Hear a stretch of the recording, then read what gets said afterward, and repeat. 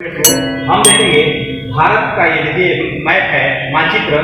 तो भारत के मानचित्र में 4 भागों में भारत को पढ़ते हैं। जैसे भारत के ऊपरी जो क्षेत्र है पर्वतीय क्षेत्र, उत्तरी पर्वतीय क्षेत्र, बीच का ये जो है आपका उत्तरी मैदानी क्षेत्र, उसके बाद हम प्राकृतिक पठारी क्षेत्र को पढ़ते हैं।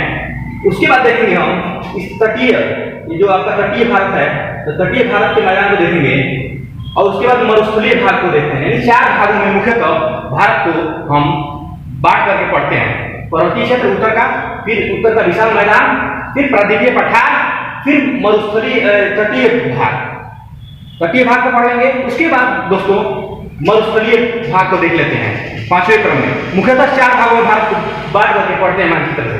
यह आपका देख रहे हैं मानचित्र, भारत का मानचित्र है दोस्तों। तो आपको हम भारत के मानचित्र से समझाएंगे, ठीक है दोस्तों। हम देखेंगे भारत की नदियों को देखेंगे जो कि उत्तर भारत में बहती हैं। जम्मू कश्मीर से आपका यह तिब्बत है। तिब्बत में 2 झील पाया जाता है, राकास झील, यहाँ देख सकते हैं राकास झील है, फिर मानसरोवर झील है, ठीक है। यहाँ पे दिख रहा है मानसरोवर झील और ये राकास झील। तो राकास झील से आपका सतलज नदी निकलती है और यहाँ से हिमाचल प्रदेश होते हुए, पंजाब से होते हुए यह आकर के सिंधु के मिल जाती है, सिंधु नदी में, पाकिस्तान में, ठीक है। और यहाँ से मानसरोवर से सिंधु नदी निकलती है और जब जम्मू लद्दाख होते हुए, जम्मू कश्मीर होते हुए आपके पाकिस्तान में बहती है। तो इसकी सहायक नदी को देख लेंगे, उसके बाद क्रम को देखेंगे भारत की नदियों को। तो सहायक नदी सिंधु की आपका जास्कर हो गया, सयोग हो गया, नुब्रा हो गया और उंजा हो गया, उंजा है दोस्तों, हाँ उंजा हो जाएगा यहाँ, उंजा, ठीक है। अब देखिए क्रम से देखेंगे, यानी कि दक्षिण से उत्तर के क्रम में देखेंगे। तो पहली नदी सतलज नदी, दूसरी ब्यास, तीसरी नदी रावी, चिनाब, ठीक है दोस्तों। उसके बाद आपका झेलम, तब सिंधु, ठीक है। ये नदी आपका झेलम है, ये झेलम, ठीक है, ये चिनाब।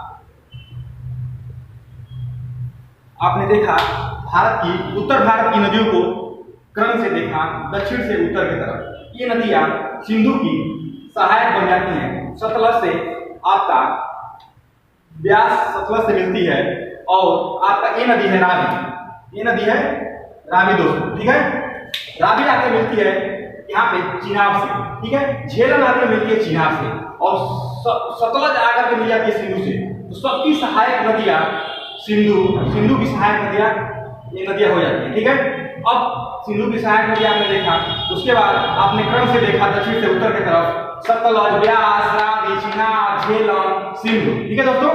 अब यहीं से उत्तराखंड में यमुना नदी निकलती है और उसके बाद उसके आएंगे पश्चिम में तो घग्गर नदी, जिसे धाधर भी बोलते हैं, धाधर रिवर नाम से। और यहाँ पे पारीछू जम्मू कश्मीर से निकलता है और सतलज जाकर के मिल जाती है नदी है, पारीछू है, पारीछू नदी।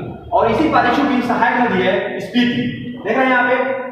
और चिनाब कहाँ से, चिनाब का चंद्र और धागा, 2 भागों से निकल करके चिनाब निकलती है दोस्तों, ठीक है। तो आज का मैं नदियों के बारे में व्याख्या किया, विस्तारित रूप से आप समझ सकते हैं और आपको अच्छे से समझ में आया होगा इस फिगर के द्वारा। आज के इतना ही, थैंक यू।